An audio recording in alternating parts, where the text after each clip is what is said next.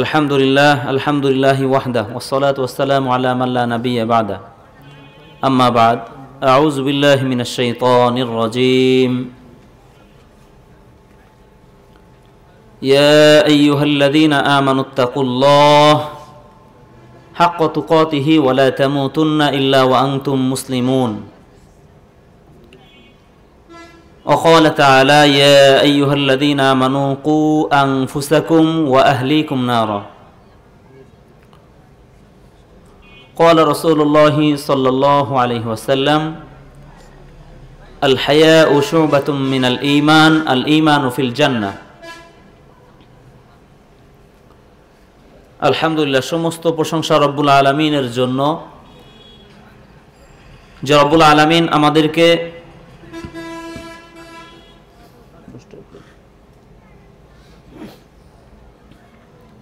গেটদা Saudi মসজিদ কর্তৃক আয়োজিত আজকের এই মাহফিলে বসার জন্য কবুল করেছেন, বলি আলহামদুলিল্লাহ।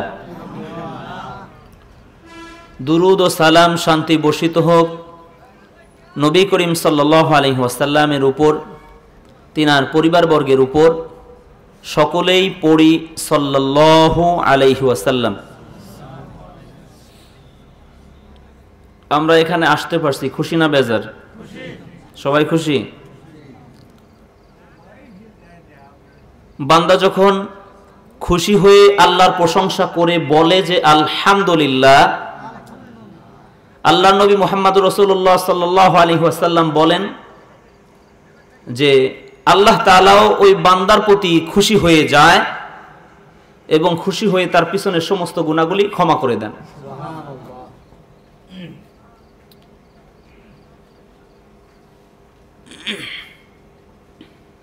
সবাইকে আল্লাহ তাআলা কবুল করেন নাই।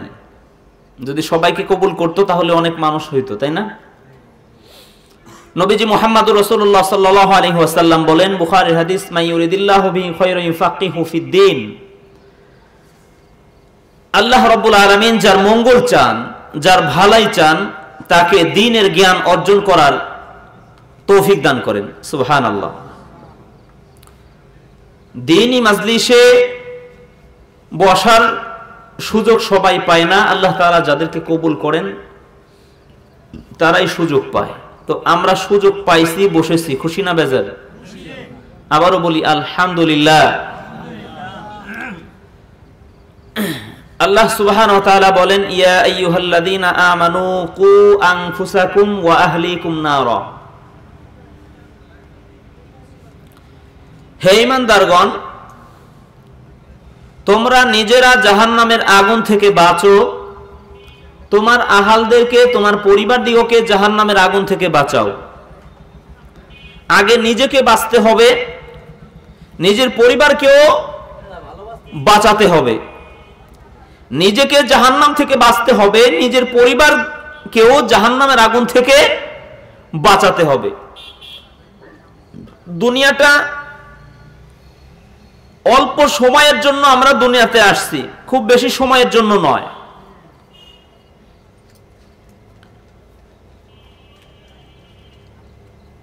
এই অল্প সময়ে আল্লাহকে আমাদের সন্তুষ্টি করে যেতে হবে, নিজের গুনাহগুলি ক্ষমা করিয়ে এরপরে দুনিয়া থেকে যাইতে হবে। যদি তা না পারি, যদি ক্ষমা না নিয়ে মারা যায়, তাহলে মরার পরে পুরস্কার পাবো না তিরস্কার পাবো? তিরস্কার। আল্লাহ তাআলা আমাদের সকলকে জাহান্নাম থেকে মুক্তি দান করুন, সকলেই বলি আমিন। ইয়া আইয়ুহাল্লাযীনা আমানু, হে ঈমানদারগণ, হে ঈমানদারেরা, ঈমানদার দিগকে সম্বোধন করে আল্লাহ তাআলা বলছেন, ইয়া আইয়ুহাল্লাযীনা আমানু, হে ঈমানদারেরা, কু আনফুসাকুম ওয়া আহলিকুম নারা, জাহান্নাম থেকে তোমরা বাঁচো। ঈমানদারদেরকে আল্লাহ তাআলা বলছেন জাহান্নাম থেকে তোমরা বাঁচো, তোমার পরিবার দিগকে জাহান্নাম থেকে বাঁচাও।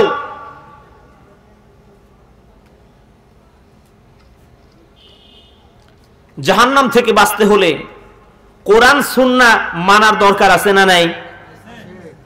কোরআন সুন্নাহ ছাড়া শিরক বিদআতে যদি আমরা যুক্ত হয়ে পড়ি তাহলে জাহান্নাম থেকে বাঁচা তো দূরের কথা, আরো জাহান্নামে যাইতে হবে।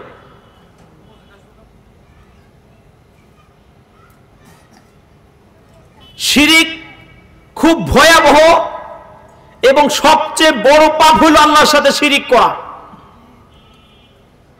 শিরক সবচেয়ে বড় পাপ হলো আল্লাহর সাথে শিরক করা।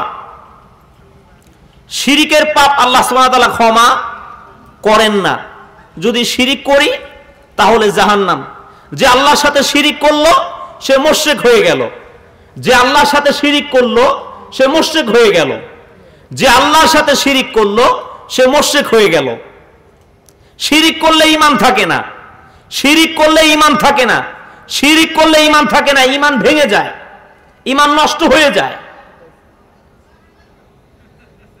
আমাদের ঈমান আছে কিনা, আমরা শিরকের মধ্যে যুক্ত আছি কিনা, না আমরা শিরকের সাথে জর্জরিত আছি, জড়িয়ে আছি।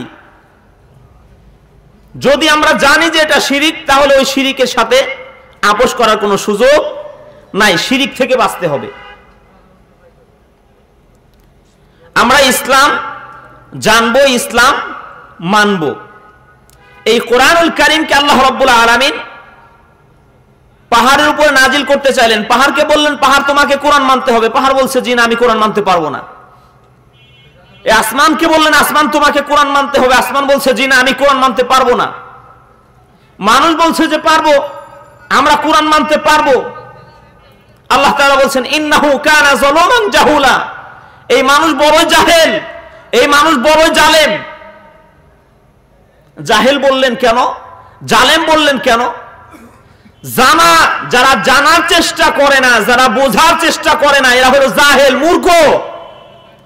আর জানার পরে, বুঝার পরে যারা মানে না, যারা বিরোধিতা করে, এরা হলো জালেম, অত্যাচারী, জুলুমকারী। এইখানে মাহফিল হচ্ছে, কোরআন হাদিসের আলোচনা হচ্ছে, এটা অনেকের ভালো লাগে না, আছে না এরকম?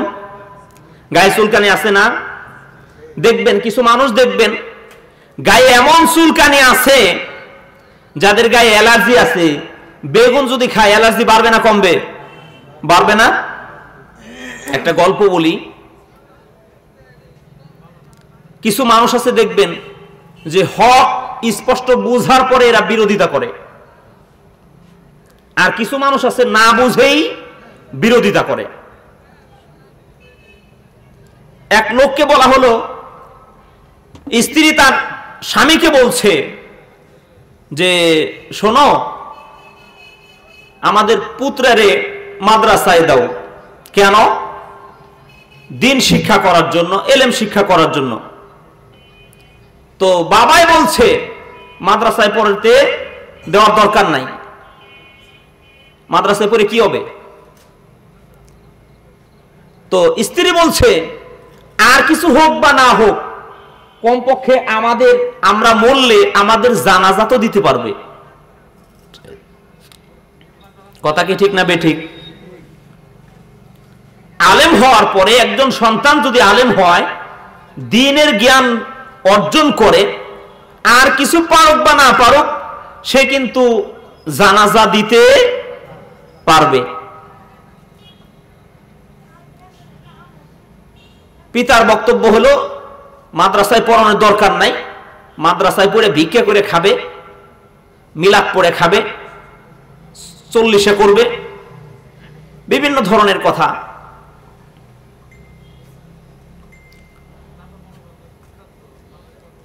এই কথা থেকে বোঝা যায়, বাবার এই বক্তব্য থেকে বোঝা যায় যে বাবা মাদ্রাসা পক্ষে না বিপক্ষে?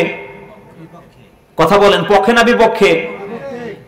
বাবার এই আচরণ থেকে বোঝা যায় যে বাবা মাদ্রাসার পক্ষে না, দ্বীনের পক্ষে না, আলেমদের পক্ষে না।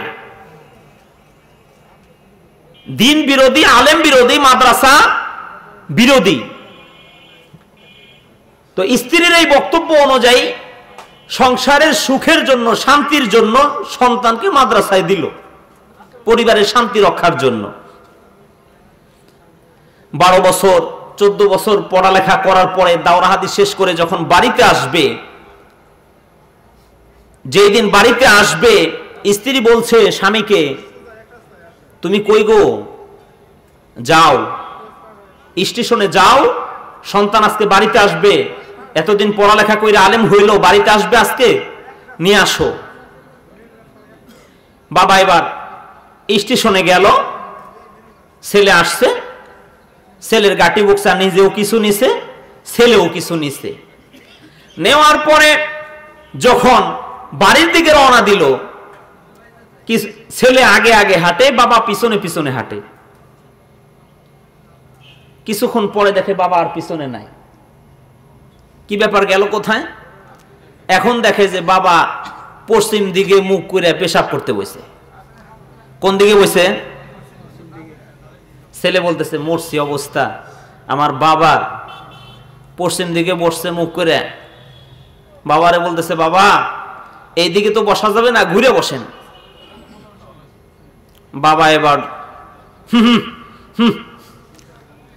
মানে উদ্দেশ্যটা কি? এই যে কেবল শুরু হইছে, বলছিলাম না মাদ্রাসায় পড়ানোর দরকার নাই, জ্ঞান তো অর্জন করা লাগবে না, শুরু হয়ে গেছে। পেশাব করতেও দেবে না মরে ঠিক মতো। পশ্চিম দিক থেকে ঘুরে বসছে পূর্ব দিকে। কোন দিকে বসছে? এখন বলতেছে, বাবা ওই দিকেও বসা যাবে না। প্রথমে বসছে পশ্চিমে, তারপর বসছে কোন দিকে? এখন পূর্ব দিকে যখন বসা যাবে না, তখন বাবাই ঘুরে বসলো দক্ষিণ দিকে। কোন দিকে? দক্ষিণ দিকে ঘুরে বসলো। এখন দক্ষিণ দিক দিয়ে আল্লাহরই রহমত যে ওই সময় জোরে বাতাস আসতেছে। কি আসতেছে? বাতাস আসতেছে। মুরব্বী মানুষ এই দিকে ঘুরলো, ওই দিকে ঘুরলো, এরপরে আর এক দিকে ঘুরলো, থলিতে আর কদ্দুর পেশা বাটে, ঘুরতে ঘুরতে কাম সারা। এটা আমি কিন্তু হাসানোর জন্য বলছি না, বোঝার জন্য বলছি, আপনাদেরকে বোঝানোর জন্য। এটা কিন্তু হাদিস না, আবার এটা কি না? হাদিস কিন্তু না। যখন দক্ষিণ দিকে বসলো, দক্ষিণ দিক দিয়ে বাতাস আসতেছে, যখন জোরে করে বাতাস আসতেছে, তখন ছেলে দেখলো যেভাবে বাতাস আসতেছে, তো পেশাবে তো সিটে লাগলে বাবার কাপড় নষ্ট হয়ে যাবে। এবার সন্তান বলতেছে বাবাকে, বাবা এখনকার মতো দক্ষিণ দিকে ও জায়েজ নাই। আমরা কিন্তু মক্তবে পড়ালেখা করেছি, যখন আমাদেরকে পড়ানো হয়েছে বাতাসের দিকে পেশাব করা নিষেধ। হ্যাঁ, প্রবল বাতাসের দিকে মুখ করে পেশাব করা নিষেধ। কেন? পেশাবের সিটা লেগে কাপড় কি হয়ে যাবে? নাপাক হয়ে যাবে। তো ছেলে বাবা এই কথা শোনার পরে এই চারদিকে ঘুরতে ঘুরতে পেশাবের থলিতে ফোঁটা ফোঁটা ছিল, উঠে গেছে। করলাম না পেশাব, আজকে রেগে গেছে। এই রাগার কারণটা কি? পূর্ব থেকেই বাবা কি বিরোধী? মাদ্রাসা বিরোধী। কথাটা কিন্তু বুঝবেন। আলেম বিরোধী, হক বিরোধী, ইসলাম বিরোধী। বাবা মুরব্বী মানুষ, বুড়ে ধুরে মানুষ, বোঝে না কোনটা পূব কোনটা পশ্চিম। স্টেশনে গেছে, দিক হারাই ফেলাইছে, তো বসে পড়ছে। যাই হোক, এবার গাটি বুকসা নিয়ে যখন বাড়িতে আসলো, বাড়িতে আসার পরে গাটি বুকসা ফেলাইলো। করাবে না পেশাব, আজকে করাবে না। কারে বলে? বিবিরে বলে। কি বলে? আইতে আছে বাড়ি, পেশাব করাবে না। পড়াইছো না মাদ্রাসায়? পেশাব করাবে না। তো বিবি বলতেছে, কি ব্যাপার, আপনার মাথা ঠিক আছে? কি হয়েছে, আপনার সমস্যা কি হয়েছে? পাগল হয়ে গেছেন নাকি? খুলে বলেন ঘটনা কি। তো ঘটনা খুলে বললো যে আমার এক পেশাব চারদিকে ঘুরে ঘুরে করাইছে তোমার ছেলে। বলছিলাম না মাদ্রাসায় পড়ানো লাগবে না, আসতেছে বাড়ি তোমারে 30 দিকে 40 দিকে ঘুরে ঘুরে করাবে না পেশাব। আসলে কি তাই? আসলে কি ঘটনা তাই? মনোভাবটাই হলো কি নেগেটিভ, মনোভাবটাই কি নেগেটিভ, যার কারণে মনে করেছে বাড়িতে স্ত্রীরে মানে ছেলের মায়েরও বুঝি ঘুরাই ঘুরাই করাবে। আসলে কি তাই? ঘটনা কিন্তু তাই নয়। এখনো যখন আপনারা কোরআন হাদিসের হক কথা বলবেন, বলতে যাবেন, শ্রেণীর মানুষ দেখবেন যারা ইসলাম বিরোধী, হক বিরোধী স্পষ্ট জানার পরে এরা বিরোধিতা করতেছে, তখন এরা উল্টা পাল্টা বলবে যে ঘুরাই ঘুরাই করাবে না। এই শ্রেণীর লোক আছে যারা স্পষ্ট শোনার পরে, জানার পরে, বুঝার পরে এরা কি করে?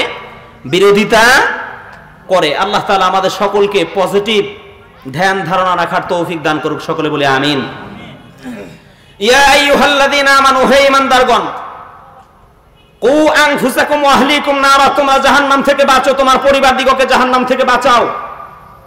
জাহান্নাম থেকে বাঁচার তিনটে পথ। কয়টা পথ? তিনটা পথ। রাসূল সাল্লাল্লাহু আলাইহি ওয়াসাল্লাম বলেন জাহান্নাম থেকে বাঁচার তিনটে পথ। জরুরি প্রয়োজন ছাড়া বাড়ি থেকে বের হওয়ার কোনো সুযোগ নাই। যখন আপনি বাড়ি থেকে বের হবেন, চায়ের দোকানে বসবেন, ওখানে টিভির পর্দায় ল্যাংটা মেয়ে আছে, এইগুলি দেখে দেখে যদি চোখ জুড়ায় তো জান্নাতের হুর মিলবে না। ওখানে যখন আপনি বাড়ি থেকে বের হয়ে চায়ের দোকানে বসলেন, 5 জন 10 জন মানুষ বসলেন, বসার পরে একজন আরেকজনের গীবত করতেছে, আছে না নাই? একজন আরেকজনের গীবত করতেছে, তো আপনি ওখানে দাঁড়িয়ে এক কাপ চা খেলেন, ওই গীবতের কথা শুনে বলছেন যে হ্যাঁ ঠিকই তো বলেছে, আপনিও পাপী, আপনিও পাপী। তার মানে বাড়ি থেকে বের হয়ে আপনি পাপের মধ্যে লিপ্ত হলেন। এই জন্য জরুরি প্রয়োজন ছাড়া বাড়ি থেকে বের হওয়া যাবে না। 2, জরুরি প্রয়োজন ছাড়া এই মুখ যেখানে সেখানে ব্যবহার করা যাবে না। জরুরি প্রয়োজন ছাড়া এই মুখ যেখানে সেখানে ব্যবহার করা যাবে না। কেন? মুখ দিয়ে কথা বললে বিপদ আছে না নাই? আপনি একজন সম্পর্কে কথা বলছেন, একজন সম্পর্কে আরেকজনের মিথ্যা সাক্ষী দিলেন, একজনের গীবত করলেন, চগলখড়ি করলেন, তো চগলখড়ি করা সওয়াব আছে না নেকি আছে? কথা বলেন, চগলখড়ি করলে সওয়াব হয় না নেকি হয়? পাপ হয়, গুনাহ হয়। গীবত করলে সওয়াব আছে না নেকি আছে? গুনাহ আছে। কি আছে? গুনাহ আছে। 3 নম্বর, পাপের জন্য কাঁদতে হবে। পাপের জন্য আল্লাহর দরবারে কাঁদতে হবে। আল্লাহ, আমি অনেক পাপ করেছি, অনেক জুলুম করেছি, আল্লাহ নফসের উপরে অনেক জুলুম করেছি, আল্লাহুম্মা ইন্নী যালামতু নাফসি। পড়ি কি পড়ি না? নামাজে পড়ি না? আমি আমার নফসের উপরে অনেক জুলুম করেছি, আল্লাহ তুমি ক্ষমা করো। আল্লাহ তোমার অনেক দয়া, তুমি গফফার, তুমি গফুর, তুমি ক্ষমা করতে ভালোবাসো, আল্লাহ তুমি ক্ষমা করো, আল্লাহ তুমি ক্ষমা করো, আল্লাহ তোমার দরবারে ক্ষমা ভিক্ষা চাই। এইভাবে বলে আল্লাহর কাছে কাঁদেন, জাহান্নাম থেকে বেঁচে যাবেন। আপনার পরিবারকে জাহান্নাম থেকে বাঁচান। আপনার পরিবারকে আপনি জাহান্নাম থেকে কি বাঁচাবেন? আপনার পরিবারের কি আদর্শ আছে আপনার মধ্যে? আপনার নিজের মধ্যেই আদর্শ নাই। আমার নিজের মধ্যেই তো আদর্শ নাই রাসূলের। আমি আমার পরিবারকে কি আদর্শ দিয়ে জাহান্নাম থেকে বাঁচাবো?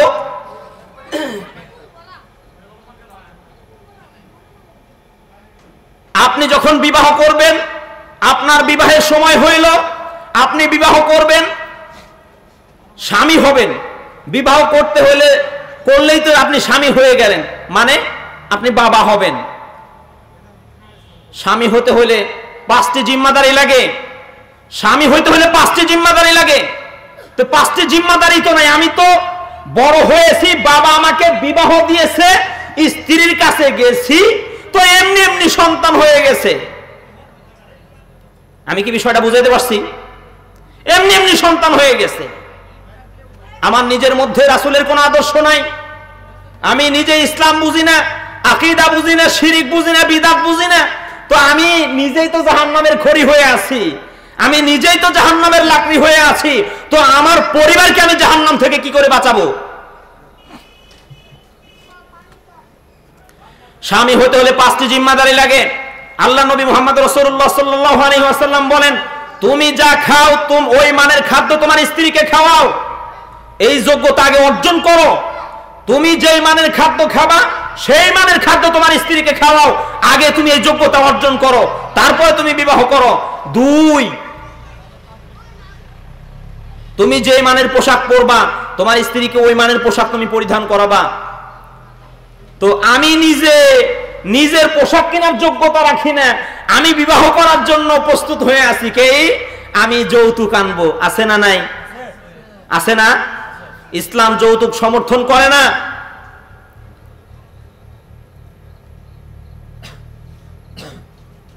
ইসলাম যৌতুক সমর্থন করে না।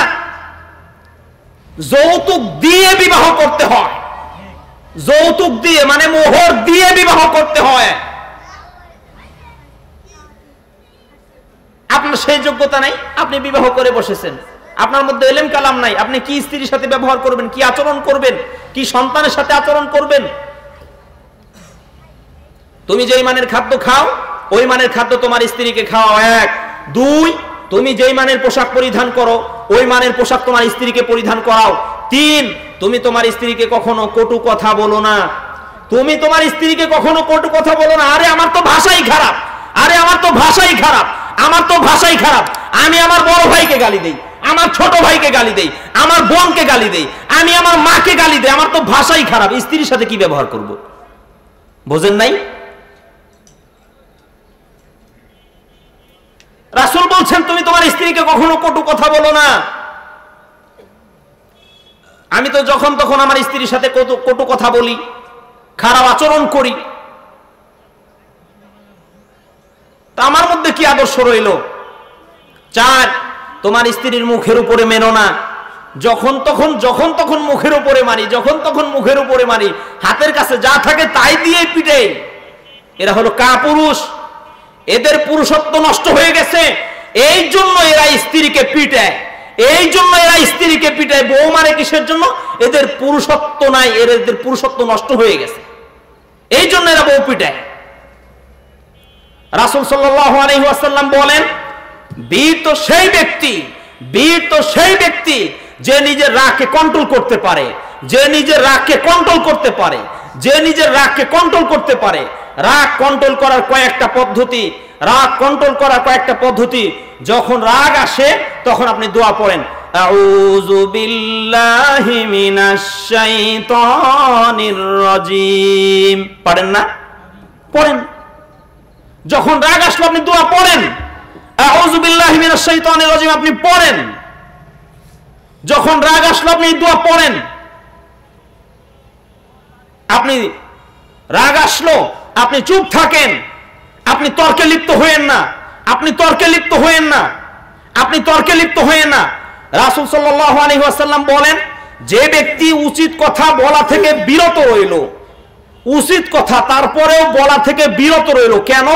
বলতে গেলে ঝগড়া লাগবে, বলতে গেলে ঝগড়া লাগবে। রাসূল বলেন তুমি চুপ থাকো। যে ব্যক্তি উচিত কথা বলা থেকে বিরত রইল, তর্ক করা থেকে বিরত থাকলো, রাসূল সাল্লাল্লাহু আলাইহি ওয়াসাল্লাম বলেন তার জন্য আমি জান্নাতের মধ্যে একটা ঘর নিয়ে দিব। সুবহানাল্লাহ। তা আপনি তো সব সময় উচিত কথা মানে একটাও ছাড়েন না। আপনি তো ছাড়েন না, আপনার স্ত্রীও ছাড়ে না। ননদের সাথে ঝগড়া লাগছে আপনার স্ত্রীর, জায়ের সাথে ভাইয়ের স্ত্রীর কি হয়? যা হয় না, যা কয় না, যাই কয় যা। তো জায়ের সাথে জায়ের ঝগড়া লেগেছে, এবার আপনার স্ত্রী আপনার জায়ের সাথে তর্ক করতেছে, আর আপনি বলতেছেন হ্যাঁ উচিত কথা হয়েছে, তুমি উচিত কথা বলেছো, সঠিক শিক্ষা দিয়েছো। এই আপনার আচরণ? সি সি সি সি, এই আপনার আচরণ। আরে একটা আদর্শ দেখায় আপনাকে, খুব খেয়াল করে শুনেন। একজন ইহুদি রাসূল সাল্লাল্লাহু আলাইহি ওয়াসাল্লামকে সালাম দিল, আসসালামু আলাইকুম, নবী আপনার মরণ হোক। রাসূল সাল্লাল্লাহু আলাইহি ওয়াসাল্লাম উত্তর দিলেন, ওয়া আলাইকুম, ওয়া আলাইকুম মানে তোমারও, মানে তোমারও, মানে তোমারও। আয়েশা রাদিয়াল্লাহু তাআলা আনহা শুনে রেগে গেলেন, ক্ষিপ্ত হয়ে গেলেন। আরে নবী কেন মরবে? তোমার মরণ হোক, তোমার উপরে আল্লাহর লানত হোক, তোমার উপরে আল্লাহর লানত হোক। রেগে গেলেন। কে রেগে গেলেন? কথা বলেন আমার সাথে। আমি যদি উত্তর না দেন তাহলে আমি বুঝবো যে আমার বক্তব্য আপনারা বুঝছেন না। কে রেগে গেল? আয়েশা রাদিয়াল্লাহু তাআলা। কার স্ত্রী? কার স্ত্রী? রাসূল সাল্লাল্লাহু আলাইহি ওয়াসাল্লামের স্ত্রী। কার বেটি? কথা বলেন, আবু বকরের বেটি। রাসূলের পরে যদি কেউ নবী হইতো তাহলে সে হয়তো আবু বকর রাদিয়াল্লাহু তাআলা আনহু। রাসূলের পরে যদি কেউ অন্য কেউ নবী হইতো সে হয়তো আবু বকর রাদিয়াল্লাহু তাআলা আনহু। আবু বকরের বেটি, রাসূলের শ্বশুর আবু বকর, তার বেটি মা আয়েশা রাদিয়াল্লাহু তাআলা আনহা, আল্লাহ রাসূলের স্ত্রী। রাসূল সাল্লাল্লাহু আলাইহি ওয়াসাল্লাম তার স্ত্রীকে বলছেন, আয়েশা চুপ থাকো, নরম হও, কর্কশ হয়ো না। আয়েশা চুপ থাকো, নরম হও, কর্কশ হয়ো না। আয়েশা তুমি চুপ থাকো, নরম হও, কর্কশ হয়ো না। তখন আয়েশা বলছেন, হে আল্লাহ রাসূল, আপনি শুনেননি ইহুদি কি বলেছে? তখন রাসূল সাল্লাল্লাহু আলাইহি ওয়াসাল্লাম বলছেন, আয়েশা তুমি শুনোনি আমি কি বললাম? আমি যে বললাম ওয়ালাইকুম, মানে তুমি যে ঘোড়া দিছো আমি তোমার সেই ঘোড়াই ফেরত দিয়েছি। তুমি যেরকম সালাম দিছো আমি তোমার ওই সালামই কি করেছি? ফেরত দিয়েছি। ওয়ালাইকুম। এই জন্য কোন মুশরিককে সালাম দেওয়ার কোনো সুযোগ নাই। কোন মুশরিকের জন্য দোয়া করা আল্লাহ তাআলা নিষেধ করে দিয়েছেন। কোন মুমিন কোন মুশরিককে সালাম দিতে পারবে না, কোন মুশরিকের জন্য দোয়া করতে পারবে না। তো রাসূল সাল্লাল্লাহু আলাইহি ওয়াসাল্লাম তার স্ত্রীকে বললেন, আয়েশা চুপ হও, নরম হও, কর্কশ হও না। আপনার স্ত্রী আপনার স্ত্রীর জায়ের সাথে, মানে আপনার ভাইয়ের বউর সাথে ঝগড়া লেগেছে, তর্কতে লিপ্ত হয়েছে। আপনি বলতে পারলেন না যে চুপ থাকো, নরম হও, কর্কশ হও না, চুপ থাকো, থামো থামো থামো। কই আপনি তো বললেন না। আপনি উল্টা বলছেন, হ্যাঁ ঠিক হয়েছে, ঠিক হয়েছে, উচিত কথা বলেছো। এই আপনার আদর্শ, এই আপনার আদর্শ। লজ্জা করা উচিত, লজ্জা করা উচিত, লজ্জা করা উচিত। কি আমরা আদর্শ নিয়ে বড় হচ্ছি, কোন আদর্শে বড় হচ্ছি, কি আমাদের সন্তানদেরকে কি আদর্শ দেব আমরা?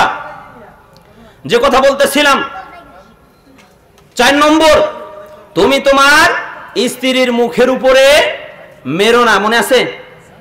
তুমি তোমার স্ত্রীর মুখের উপরে মেরো না। 5 নম্বর, তুমি তোমার স্ত্রীকে তোমার বাড়ি ছাড়া অন্য কোথাও একাকী থাকতে দিও না। তাহলে কি হবে? স্বামীর সংখ্যা বেশি হয়ে যাবে। কি হবে? স্বামীর সংখ্যা বেশি হয়ে যাবে। মোহর দিবেন আপনি, তেল কাজল দিবেন আপনি, ভরণ পোষণ দিবেন আপনি, চোখ মারবে আর একজন। আপনার লজ্জা হয় না? আপনার লজ্জা হয় না? আপনার স্ত্রী প্যাট পিট বের করে সেজে গুজে এরপরে বাহিরে বের হইলো, কি আপনার আদর্শ? আপনি তো দায়ুস, আপনি তো দায়ুস, আপনি তো দায়ুস। আল্লাহ রাসূল সাল্লাল্লাহু আলাইহি ওয়াসাল্লাম বলেন, দায়ুস জান্নাতে যাবে না, দায়ুস জান্নাতে যাবে না, দায়ুস জান্নাতে যাবে না। দায়ুস কে? যে তার পরিবারকে বেহায়ের সুযোগ দেয়। দায়ুস হলো সে যে তার পরিবারকে বেহায়ের সুযোগ দেয়, যে তার পরিবারকে বেহায়ের সুযোগ দেয়, সে হলো দায়ুস। আরে আপনি তো দায়ুস। আপনাকে বলছি, ওই যে রাস্তায় যে মেয়েটা হাঁটছে বোরকা ছাড়া, হাতে মুজা নাই, পায়ে মুজা নাই, পেট পিট বের করে, ঠোঁটে আলতালে মেরে, লিপস্টিক মেরে, মাস্কারা মেরে, এরপরে এমন ঢঙে যাচ্ছে পা বাড়ালেই অন্য কালার বের হয়ে যায়, পা বাড়ালেই অন্য কালার বের হয়ে যায়। রাসূল সাল্লাল্লাহু আলাইহি ওয়াসাল্লাম বলেন, পুরুষেরা তোমরা টাকনুর উপরে কাপড় পরিধান করো। মেয়েদেরকে বলছে তোমরা টাকনু ঢেকে কাপড় পরো। এখন রাস্তায় হাঁটলেই মেয়েদের পায়ের কালারই ভিন্ন হয়ে যায়, ঠিক কিনা? তা আপনি তো দায়ুস। ওই রাস্তায় যে মেয়েটা হাঁটছে পেট পিট বের করে অর্ধনলা পর্যন্ত পাজামা উঠিয়ে বোরকা ছাড়া পর্দা ছাড়া যে মেয়েটা চলছে আপনার মেয়ে। আপনার তো লজ্জা হওয়া উচিত, আপনার তো লজ্জা হওয়া উচিত, আপনার তো লজ্জা হওয়া উচিত। আপনি তো কাপুরুষ, আপনি তো কাপুরুষ। আপনার বলা উচিত, এ মেয়ে শোনো, তুমি এখন বড় হয়েছো, আজকের পর থেকে আর বাড়ি থেকে এইভাবে উলঙ্গ হয়ে বেহায়ের মতো, নির্লজ্জের মতো আর কখনো বাড়ি থেকে বের হবে না। আপনি বলবেন এই কথা, আপনি বলবেন এই কথা। যে কথা বলতেছিলাম, স্বামী হতে হলে কয়টা জিম্মাদারি লাগে? 5টি জিম্মাদারি লাগে, 5টি জিম্মাদারি লাগে। বাপ হতে হলে 8টি জিম্মাদারি লাগে, বাপ হতে হলে 8টি জিম্মাদারি লাগে, পিতা হতে হলে 8টি জিম্মাদারি লাগে। 5টা বলেছি। 6 নম্বর, ঘরের দরজায় লাঠি ঝুলিয়ে রাখেন, ঘরের দরজায় লাঠি ঝুলিয়ে রাখেন, ঘরের দরজায় লাঠি ঝুলিয়ে রাখেন। এখানে যদি জিজ্ঞাসা করি, ম্যাক্সিমাম মানুষের দরজায় ঘরে লাঠি নাই। সন্তান ভয় পাবে কি করে? আপনার সন্তান আপনাকে ভয় পাবে কি করে? আপনি তো বাড়ি যান, আব্বু আম্মু সোনা আসো, এই তো হাসতে হাসতে খেলতে খেলতে চলে যায় দিন, এভাবেই যাচ্ছে। রাসূল সাল্লাল্লাহু আলাইহি ওয়াসাল্লাম বলেন, ঘরের দরজায় 6 নম্বর, ঘরের দরজায় লাঠি ঝুলিয়ে রাখো। মানে দরজায় যদি লাঠি ঝুলানো থাকে, সন্তান যদি রাতে যদি ঈশার পরেও রাত্রে বাহিরে আছে, তার মানে সন্দেহজনক। কি ব্যাপার? সন্তান এত রাত হয়ে গেল, ঈশা হয়ে গেল, সন্ধ্যা হয়ে গেল, এখনো বাইরে আছে, কারণটা কি? বাড়িতে আসলে জিজ্ঞাসা করতে হবে, তুমি কোথায় গিয়েছিলে, কেন গিয়েছিলে, কোন কাজে গেছিলে? আপনার এই প্রশ্নগুলি আপনার সন্তানকে করতে হবে, যাতে করে ভয়ে ভীত থাকে যে না, উল্টাপাল্টা করা যাবে না। সন্তান যদি উল্টাপাল্টা করে, মা তখন বলবে, ওই যে লাঠি ঘরের দরজায়, আসুক বাড়িতে, বলে দেব, আচ্ছা মতো সাইজ করে দিবে। তখন সন্তান ভয় পাবে। তো সন্তান তো ভয় পায় না, কেন? সন্তানের মধ্যে আদর্শ নাই। সেই দিকে সামনে আগাবো। 7 নম্বর, তুমি তোমার পরিবারকে আল্লাহর ভয় দেখাও। ইয়া বুনাইয়া লা তুশরিক বিল্লাহ ইন্নাশ শিরকা লাযুলমুন আযীম। সন্তান শোনো, তুমি আল্লাহর সাথে শিরিক করো না, নিশ্চয় শিরিক বড় জুলুম। যে আল্লাহর সাথে শিরিক করবে, ফাকাদ হারামাল্লাহু আলাইহিমাল জান্নাহ, এই ব্যক্তির জন্য আল্লাহ জান্নাতকে হারাম করে দিয়েছেন। এই ব্যক্তি জান্নাতে যাবে না, এই ব্যক্তি জান্নাতে যাবে না, এই ব্যক্তি জান্নাতে যাবে না। তো এই শিক্ষা তো বাপ হয়ে আপনি আপনার সন্তানকে শিরিকের ব্যাপারে, আল্লাহর ভয়ের ব্যাপারে আপনি শিক্ষা দিবেন। আপনি তো শিক্ষা দেন না। এখন শিক্ষা দেয় আলেমরা, শিক্ষা দেয় ইমামরা। যখনই আলেম ইমামরা শিক্ষা দেয়, তখনই আপনার গায়ে লেগে যায়। এটা মানা যাবে না। এটা কি করা যাবে না? মানা যাবে না। এতদিন মানছি একরকম, এখন অন্যরকম, না না, এটা তো মানা যাবে না, এটা তো অসম্ভব। 8 নম্বর, আপনি আপনার পরিবারকে শিষ্টাচার শিক্ষা দেন, আদব কায়দা শিক্ষা দেন, আদব কায়দা শিক্ষা দেন, আদব কায়দা শিক্ষা দেন। যখন বাড়ি থেকে বের হবে, তখন বিসমিল্লাহি তাওয়াক্কালতু আলাল্লাহ লা হাওলা ওয়ালা কুওয়াতা ইল্লা বিল্লাহ আপনি পড়েন। আপনার সন্তানকে শিক্ষা দেন এই আদব। কই, আপনি নিজেও পড়েন না, আপনার সন্তানকেও পড়েন না। আপনি তো আপনার সন্তানকে এই হাদিস শিক্ষা দেননি। রাসূল সাল্লাল্লাহু আলাইহি ওয়াসাল্লাম বলেন, 3 শ্রেণীর মানুষ জান্নাতে যাবে না, 3 শ্রেণীর মানুষ জান্নাতে যাবে না, 3 শ্রেণীর মানুষ জান্নাতে যাবে না। তার মধ্যে একটা হলো আকুন, বাপ মাকে মানে না যারা, পিতা মাতার অবাধ্য সন্তান জান্নাতে যাবে না, পিতা মাতার অবাধ্য সন্তান জান্নাতে যাবে না, পিতা মাতার অবাধ্য সন্তান জান্নাতে যাবে না। তো আপনি তো এই হাদিস আপনার সন্তানকে শিক্ষা দেন নাই যে পিতা মাতার অবাধ্য হলে ওই সন্তান জান্নাতে যায় না। এটা তো আপনি আপনার সন্তানকে শিক্ষা দেন নাই। যেহেতু দেন নাই, আপনার সন্তান তো আপনার বিরুদ্ধে আচরণ করবেই। আপনি যদি এই হাদিস শিক্ষা দিতেন যে পিতা মাতার অবাধ্য সন্তান আল্লাহর জান্নাতে যায় না, পিতা মাতার অবাধ্য সন্তান আল্লাহর জান্নাতে যাবে না, এই হাদিস যদি আপনি শিক্ষা দিতেন, তাহলে তো আপনার সন্তান আপনার বিরোধিতা করতো না।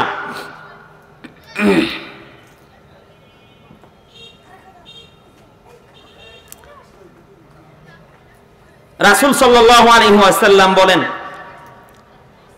ইহসান করে খোটা দানকারী যে ব্যক্তি ইহসান করলো অতঃপর খোটা দিল, দান করে যে খোটা দেয়, দান করে যে খোটা দেয়, এই লোক আল্লাহর জান্নাতে যাবে না। আপনি একটা লোককে 500 টাকা দান করেছেন, 1000 টাকা দান করেছেন। একজন রিকশা চালক অথবা গরিব মানুষ যে কামলা দেয়, মাটি কাটে অথবা মাঠে পরেত দেয়, পরেত বলে না কি বলে, কামলা, কামলা দেয়। আপনি এই লোকটাকে আপনি কি করেছেন? কিছু টাকা সহযোগিতা করেছেন, দান করেছেন, সদকা করেছেন আপনার সদকার টাকা থেকে। তো এই লোকটাকে আপনি বললেন যে ভাই তুমি আমার কালকে একটু কাজ করে দিও।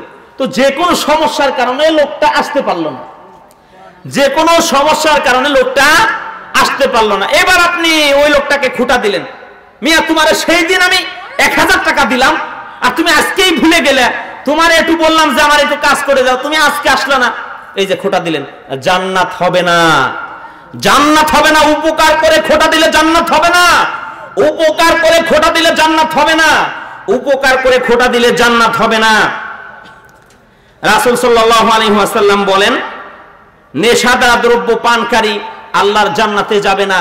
মদমিনুল খামর, যারা নিয়মিত নেশাদার দ্রব্য খায় ও পান করে, যারা নিয়মিত নেশাদার দ্রব্য খায় ও পান করে, যারা নিয়মিত নেশাদার দ্রব্য খায় ও পান করে, এই লোকগুলি আল্লাহর জান্নাতে যাবে না। যারা বিড়ি, সিগারেট, গুল, হাদার পাতা, তামাক, জর্দা, ফেন্সিডিল, ইয়াবা, মদ, তরল জাতীয়, শুকনো জাতীয়, তরল জাতীয়, শুকনো জাতীয় যে কোনো নেশাদার দ্রব্য যে বা যারা খায় ও পান করে, আল্লাহ রাসূল সাল্লাল্লাহু আলাইহি ওয়াসাল্লাম বলেন এরা জান্নাতে যাবে না। রাসূল সাল্লাল্লাহু আলাইহি ওয়াসাল্লাম বলেন যে জাহান্নামীরা জাহান্নামে যাবে, জাহান্নামীদের খাদ্য হবে আগুন, জাহান্নামীদের খাবার হবে আগুন।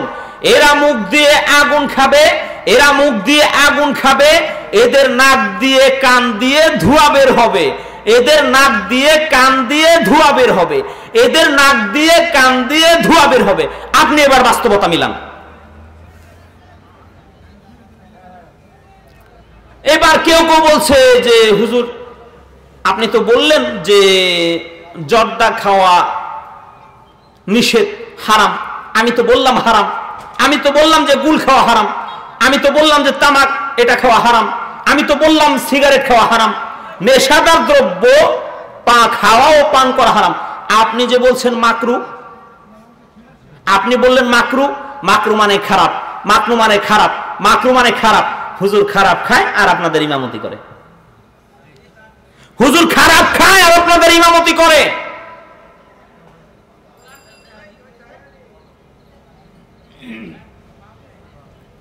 রাসূল সাল্লাল্লাহু আলাইহি ওয়াসাল্লাম বলেন, যেই দ্রব্য পান করলে, যেই দ্রব্য পান করলে বিবেকের, যেই দ্রব্য পান করলে বিবেকের ক্ষতি হয়, উহার সামান্য হারাম, উহার অধিকও হারাম। উহার সামান্য হারাম, উহার অধিক বেশিও হারাম, কমও হারাম, বেশিও হারাম। এবার আপনারাই বলেন তো যে জর্দা যদি কেউ 1 কোটা খায়, মানে 1 কোটায় কি 50 গ্রাম কি 100 গ্রাম, এ লোকটা বাঁচবে? ওর মাথা ঠিক থাকবে? ওর বিবেক ঠিক থাকবে? কথা বলেন, ওর বিবেক ঠিক থাকবে? রাসূল তো বললেন যে যেই দ্রব্য পান করলে বিবেকের, যেই দ্রব্য সামান্য পান করলে বিবেকের ক্ষতি হয়, উহার বেশিও হারাম, উহার কমও হারাম। এবার আমাদের হুজুর তো পান খায় জর্দা দিয়ে। হুজুরকে বলেন হুজুর 1 কোটা খান, যদি আপনার বিবেকের ক্ষতি না হয় তাহলে খান, আপনি খান, আপনি 1 কোটা খালে তো ক্ষতি হবে। এই যুবক কথা বলো কেন? যারা হাঁটাহাঁটি করছি আমরা বসে যাই, বসে যাই আমরা। রাসূল সাল্লাল্লাহু আলাইহি ওয়াসাল্লাম বলেন 3 শ্রেণীর মানুষ জান্নাতে যাবে না। 3 শ্রেণীর মানুষ জান্নাতে যাবে না। পিতামাতার অবাধ্য সন্তান জান্নাতে যাবে না। পিতামাতার অবাধ্য সন্তান জান্নাতে যাবে না। দান করে, ইহসান করে যারা খোটা দেয়, এরা জান্নাতে যাবে না। এরা জান্নাতে যাবে না। যারা নিয়মিত নেশাদার দ্রব্য খায় ও পান করে, এরা আল্লাহর জান্নাতে যাবে না। রাসূল সাল্লাল্লাহু আলাইহি ওয়াসাল্লাম বলেন বড় পাপ 4টি, বড় পাপ 4টি। আল্লাহর সাথে শরীক করা, আল্লাহর সাথে শরীক করা, পিতামাতার অবাধ্য হওয়া, মানুষকে হত্যা করা, মিথ্যা কসম করা, এ হলো বড় পাপ 4টি। একটা হলো আল্লাহর সাথে শিরিক করা, 1 নম্বর হলো আল্লাহর সাথে শিরিক করা। 2 পিতামাতার অবাধ্য হওয়া, 2 পিতামাতার অবাধ্য হওয়া, 2 পিতামাতার অবাধ্য হওয়া। 3 মানুষকে হত্যা করা, মানুষকে হত্যা করা। যারা বোমাবাজি করে দিন কায়েম করতে চায়, যারা বোমাবাজি করে যারা দিন কায়েম করতে চায়, এরা মূলত দ্বীনের পক্ষে না, এরা দ্বীনের বিরুদ্ধে। এরা কিসের বিরুদ্ধে? দ্বীনের বিরুদ্ধে। যারা হাঙ্গামা ফাসাদ করে দ্বীন প্রতিষ্ঠিত করতে চায়, এরা দ্বীনের বিরুদ্ধে, এরা দ্বীনের পক্ষে না।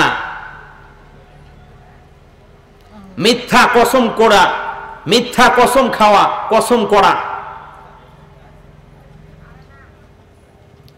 যে কথা বলতেছিলাম, আদর্শ, আপনি জাহান্নামের আগুন থেকে বাঁচুন, আপনার পরিবার দিগকে বাঁচান। তো আপনি নিজেই তো আদর্শ বুঝেন না, কোন আদর্শে আপনি নিজে জাহান্নাম থেকে বাঁচবেন, কোন আদর্শ দিয়ে আপনার পরিবারকে জাহান্নাম থেকে বাঁচাবেন, সেই আদর্শর কথাই বলছিলাম। রাসূল সাল্লাল্লাহু আলাইহি ওয়াসাল্লাম বলেন, আল্লাহ নবী সাল্লাল্লাহু আলাইহি ওয়াসাল্লাম সাহাবীদেরকে নিয়ে মদিনার কাছাকাছি এসে রাত্রে তাঁবু গাড়লেন। হযরত আবু যর রাদিয়াল্লাহু তাআলা সম্ভবত রাসূল সাল্লাল্লাহু আলাইহি ওয়াসাল্লামের কাছে বলছেন, ইয়া রাসূলুল্লাহ, আমাকে বাড়ি যেতে অনুমতি দিন। রাসূল বললেন, আজকে তাঁবু এখানেই গাড়ো, আমরা সকালবেলা মদিনায় ফিরে যাব।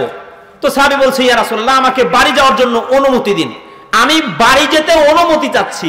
তখন রাসূল সাল্লাল্লাহু আলাইহি ওয়াসাল্লাম বলছেন, কেন তুমি অনুমতি চাচ্ছ? যে আমি নতুন বিবাহ করেছি। তখন নবীজি বলছেন যে তুমি কি বিবাহিত নারীকে বিবাহ করেছো, নাকি কুমারী মেয়েকে বিবাহ করেছো, নাকি বিবাহিত ডিভোর্সকৃত মহিলাকে বিবাহ করেছো? তখন সাহাবী বলছে যে ইয়া রাসূলুল্লাহ, আমি বিবাহিত নারীকে বিবাহ করেছি।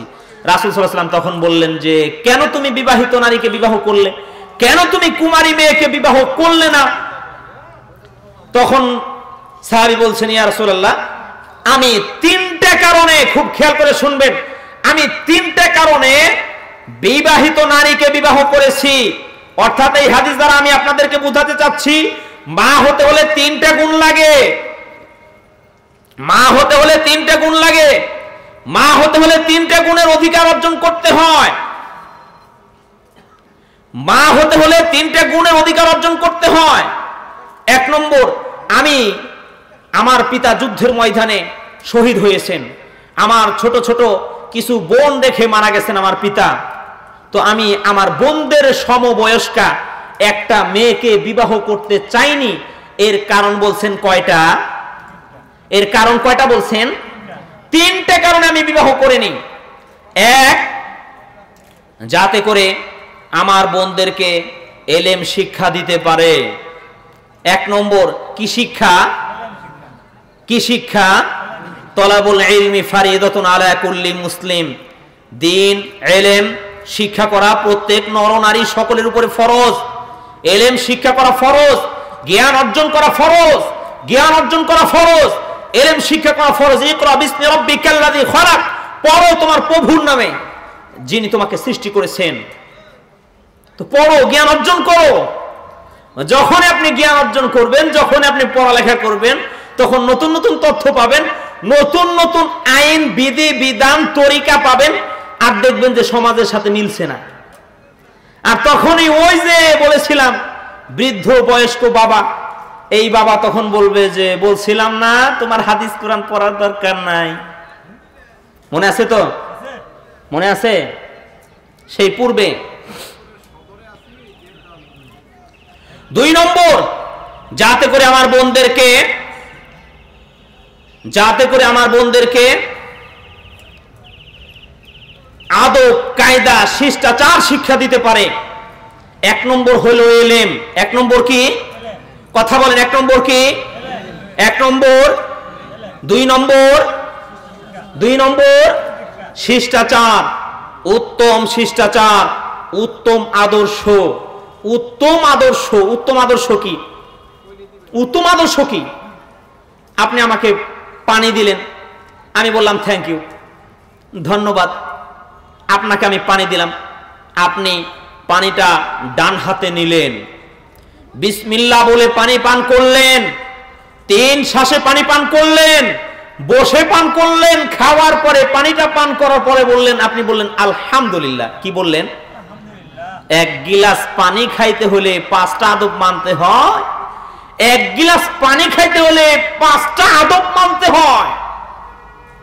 আর আপনি আমাকে পানি দিলেন, আমি পানিটা নিয়েই বাম হাতে ডক ডক করে মেরে দিলাম। এটা আদর্শ? এটা আদর্শ? তো আমি আমার সন্তানকে কি শিক্ষা দিব? আমার মধ্যেই তো আদর্শ নাই, যে কথা আমি বলতেছিলাম। 3 নম্বর কারণ, যাতে করে আমার বোনদেরকে পরিপাটি করে রাখতে পারে, আমার বোনদের মাথার চুলগুলো আশ্রিয়ে দিতে পারে, বোনদের মাথার চুলগুলো যাতে বেনি করে দিতে পারে। কোনো আদব কায়দা নাই, কোনো শিষ্টাচার নাই, কোনো শিষ্টাচার নাই, কোনো তরিকা নাই রাসূল সাল্লাল্লাহু আলাইহি ওয়াসাল্লামের।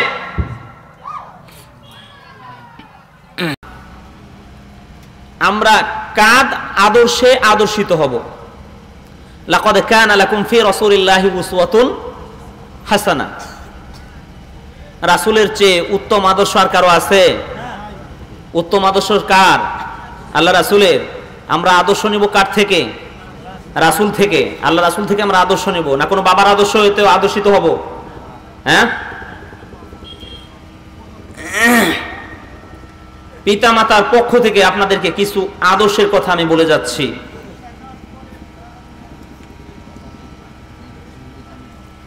একটু শুনে নেন, কখন নামাজ না হলে ছেড়ে দে। পিতামাতা যারা আমরা পিতামাতা আছি, আমাদের জন্য কিছু নসিহত। যুবক, তোমাদেরকে বলছি, তোমরা যারা বিবাহ করনি, নিজেকে উত্তম আদর্শে আদর্শিত বানাও, প্রস্তুত হও। হাত থেকে ঢিল ছুটে গেলে যেমন ঢিল ধরা যায় না, হাত থেকে ঢিল ছুটে গেলে যেমন ঢিল ধরা যায় না, ঠিক তেমনি করে আজরাইল আসলে পরে আর আদর্শ ঠিক করার কোনো সুযোগ নাই। নামাজ পড়া কি ইবাদত? রোজা রাখা কি? কথা বলেন, রোজা রাখা কি ইবাদত? হজ করা ইবাদত, যাকাত দেওয়া ইবাদত, ভালো কাজ ইবাদত। এই ইবাদতগুলি যত দামি, সমস্ত নামাজ, রোজা, হজ, যাকাত এইগুলি যদি এক পাল্লায় রাখা হয়, আর এক পাল্লায় যদি উত্তম আদর্শ, উত্তম চরিত্র রাখা হয়, রাসূল সাল্লাল্লাহু আলাইহি ওয়াসাল্লাম বলেন এই উত্তম আদর্শের পালা, উত্তম চরিত্রের পালা ভারী হয়ে যাবে। সুবহানাল্লাহ। তো আমাদের আদর্শ তো রাসূলের আদর্শিত, আমরা আদর্শিত হতে পারি নাই। আমাদের জবানে আছে শুধু গালি, শুধু আছে মিথ্যে কথা, শুধু আছে চগলখড়ি, শুধু আছে অন্যের গীবত করা, অশ্লীল অশালীন কথা বলা, এগুলো আছে আমাদের জবানে। রাসূল সাল্লাল্লাহু আলাইহি ওয়াসাল্লাম বলেন, আল হায়াউ শুরবাতুম মিনাল ঈমান, আল ঈমানু ফিল জান্নাহ।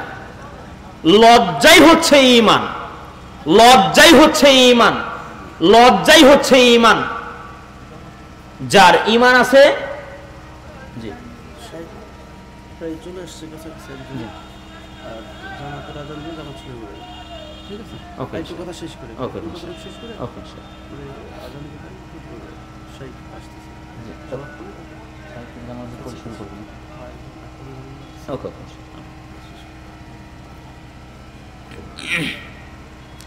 আল ঈমানু ফিল জান্নাহ। ঈমান থাকলে কোথায় যাওয়া যাবে? লজ্জা আছে যার, ঈমান আছে তার। লজ্জা নাই যার, ঈমান নাই তার। লজ্জা আছে যার, ঈমান আছে তার। লজ্জা নাই যার, ঈমান নাই তার। ঈমানের ৭০-এরও অধিক শাখা রয়েছে। সবচেয়ে ঈমানের বড় শাখা হলো লা ইলাহা ইল্লাল্লাহ। সবাই বলেন লা ইলাহা ইল্লাল্লাহ। ঈমানের সবচেয়ে ছোট শাখা হলো, সবচেয়ে ছোট শাখা হলো রাস্তা থেকে কষ্টদায়ক বস্তুকে সরিয়ে দেয়া। রাসূল সাল্লাল্লাহু আলাইহি ওয়াসাল্লাম বলেন, রাস্তায় একটা গাছ পড়েছিল, গাছ তো রাস্তা দিয়ে যারাই যাচ্ছে তারাই কষ্ট পাচ্ছে, পড়ে যাচ্ছে, ব্যথা পাচ্ছে। তো রাস্তা থেকে কষ্টদায়ক বস্তুকে সরিয়ে দিল, গাছটা সরিয়ে দিল। তো আল্লাহ তাআলা খুশি হয়ে একে ক্ষমা করে দিল। সুবহানাল্লাহ। তো এই কারণে আল্লাহ তাআলা তাকে ক্ষমা করে জান্নাত দিয়ে দিল। তাহলে ঈমানের ছোট ভাগেও জান্নাত পাওয়া যায়, ঈমানের ছোট ভাগে জান্নাত পাওয়া যায়। আর সবচেয়ে বড় ভাগ কি? লা ইলাহা ইল্লাল্লাহ। আর মধ্যে আর একটা হলো আল হায়া, আল হায়া, হায়া লজ্জা। লজ্জা আছে যার, ঈমান আছে তার। লজ্জা নাই যার, ঈমান নাই তার। ওই যে মহিলা পেট পিট বের করে পর্দা ছাড়া হাঁটছে, কেন হাঁটছে? ওর লজ্জা নাই। এই যে রাস্তা দিয়ে যে মেয়েটা যাচ্ছে, এই মেয়েটা তো আপনার মেয়ে, আমার মেয়ে না। এই মেয়েটা আমার না, আপনার মেয়ে। এই মেয়েটা যে বেপর্দায় বেহায়ের মতো যাচ্ছে, এই মেয়েটা আপনার মেয়ে। তো কেন যাচ্ছে? তো লজ্জা নাই, এই জন্য যাচ্ছে। লজ্জা যদি থাকতো, হায়া যদি থাকতো, তাহলে তো এইভাবে পেট পিট বের করে পর্দা ছাড়া বেহায়ের মতো, নির্লজ্জের মতো তো রাস্তায় বের হতে পারতো না। তো আপনি তো দায়ুস, আপনি তো দায়ুস। রাসূল বলছেন যে দায়ুস জান্নাতে যাবে না, দায়ুস জান্নাতে যাবে না। দায়ুসকে যে তার পরিবারকে বেহায়ের সুযোগ দেয়। তো আপনি আপনার পরিবারকে কন্ট্রোল করুন, আপনি নিজে কন্ট্রোল হন, আপনি দিন বোঝেন, দিন জানেন, দিনের উপরে চলেন, সঠিক দিন। এই দিনের মধ্যেও কি আছে? ভেজাল আছে। দিনের মধ্যে কি আছে? ভেজাল আছে। কেউ আছে কোরআন সুন্নাহ মানে, কেউ আছে বাবারে মানে। যে কেউ আছে কারে মানে? বাবারে মানে। আর কেউ মানে কোরআন সুন্নাহ।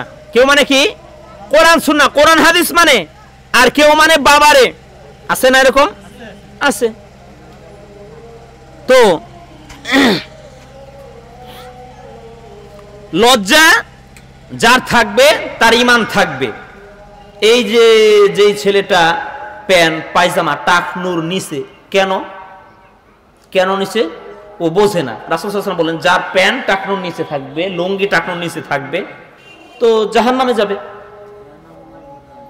কেন? ইসলাম বোঝে না, জানে না, তো এই জন্য প্যান্ট ঝুলিয়ে পড়ে। আর যারা অহংকার বশত ঝুলিয়ে পড়ে, ওরা তো জাহান্নামে যাবেই, ওরা তো জাহান্নামে যাবেই। লজ্জাই হচ্ছে ঈমান। লজ্জা যদি না থাকে তো ঈমান থাকে না। এই লোকটা চুরি করছে, কেন করছে? লজ্জা নাই, এই জন্য চুরি করছে। আপনি যখন রাস্তা দিয়ে যাবেন দেখবেন, বিশেষ করে বিভিন্ন জায়গায়, বিভিন্ন স্পটে, কলেজের মাঠে, বিভিন্ন আপনার কি বলে পার্কে আপনারা দেখবেন যে একজন ছেলে একজন মেয়ের কাঁধের উপরে হাত দিয়ে বসে আছে, একজন মেয়ের উরু রানের উপরে মাথা রেখে শুয়ে আছে। কেন?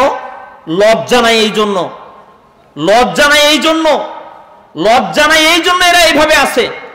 রাসূল সাল্লাল্লাহু আলাইহি ওয়াসাল্লাম বলছেন গাধা যেমন গাদির সাথে মিলে লজ্জা বোঝে না, গাধা যেমন গাদির সাথে মিলে লজ্জা বোঝে না, এই উম্মত খোলা মাঠে জিনা করবে লজ্জা বুঝবে না। এই উম্মত খোলা মাঠে জিনা করবে লজ্জা বুঝবে না। এই উম্মত খোলা মাঠে জিনা করবে লজ্জা বুঝবে না। মানে বুঝলাম না, খোলা মাঠে জিনা করে মানে? আপনারা দেখেন না যেখানে সেখানে পার্কে বিভিন্ন স্পটে আপনারা দেখবেন একজন আরেকজনের সাথে জিনায় ব্যস্ত, জিনায় লিপ্ত। তো লজ্জা নাই, এই জন্য এরা খোলা মাঠে এরকম করছে। লজ্জা নাই, এই জন্য এরা খোলা মাঠে এরকম করছে। কিছু পাপ আছে না করেও আমরা পাপী হয়ে যাই, কিছু পাপ আছে আমরা পাপ না করেও পাপী হয়ে যাই। একজন মহিলা সেজে গোজে, ঠোঁটে লিপস্টিক মেখে, পায়ে আলতা লাগিয়ে, পেট পিট বের করে সেজে গোজে, এরপরে কি সেন্ট না কি বলে পারফিউম, কি বলে পারফিউম, এগুলো মেখে রাস্তা দিয়ে যাচ্ছে। তো একজন ওর ঘিরান পেল, আর মানুষ তো দেখছেই। রাসূল সাল্লাল্লাহু আলাইহি ওয়াসাল্লাম বলেন এই মহিলা জিনাকারিনী, এই মহিলা জিনাকারিনী, এই মহিলা জিনাকারিনী। এই মহিলা কিন্তু কারোর সাথে জিনায় লিপ্ত হয় নাই, শুধু সেজে গুজে বাড়ি থেকে বের হয়েছে, এতেই এই মহিলা জিনাকারিনী। একজন মহিলা সেজে গুজে রাস্তা দিয়ে বের হইল, এই মহিলাকে 1000 পুরুষ দেখলো, দেখার পরে আসক্ত হইল। 1000 পুরুষের যে পরিমাণ পাপ হইল, এই পরিমাণ পাপ ওই মহিলার হইল। এই দুয়ে মিলে যে পরিমাণ পাপ হইল, এই পরিমাণ পাপ আপনার হলো। আপনি স্বামী, আপনার শরীরে কি রক্ত নেই? সবই কি পুজ? আপনার শরীরে একটু রক্ত নেই? সবই কি পুজ হয়ে গেছে? যে ভাত দিবেন আপনি, ডাল দিবেন আপনি, হ্যাঁ, সমস্ত ভরণ পোষণ দিবেন আপনি, আর সেজে গুজে দেখাবে অন্যজনকে? আরে লজ্জা কি সব ধুয়ে গেছে? লজ্জা কি উঠে গেছে সব? এই জন্য লজ্জার শিক্ষা দিন আপনার পরিবারকে। জাহান্নাম থেকে বাঁচবে কি করে? রাসূল সাল্লাল্লাহু আলাইহি ওয়াসাল্লাম বলেন যে, আর একটা পাপের কথা বলে আমি সংক্ষেপে ছেড়ে দিব। রাসূল সাল্লাল্লাহু আলাইহি ওয়াসাল্লাম বলেন কিছু পাপ না করেও পাপী, কিছু পাপ না করেও পাপী। একজন জুয়াখোর আছে না, জুয়াখোর আছে না, জুয়াখোর নেশাখোর এগুলো আছে। একজন জুয়াখোর সে বলল যে আসো জুয়া খেলি, আব্দুল্লাহ তুমি আসো জুয়া খেলি। আব্দুল্লাহ কিন্তু খেলে না, কখনো খেলেও নি। আব্দুল্লাহকে শুধু ডেকেছে যে আসো আব্দুল্লাহ জুয়া খেলি, এ কথা বলেছে। রাসূল সাল্লাল্লাহু আলাইহি ওয়াসাল্লাম বলেন যে এই লোকটা পাপী। এই পাপ মোচন করতে হলে 10 জন মিসকিনকে খানা খাওয়াইতে হবে।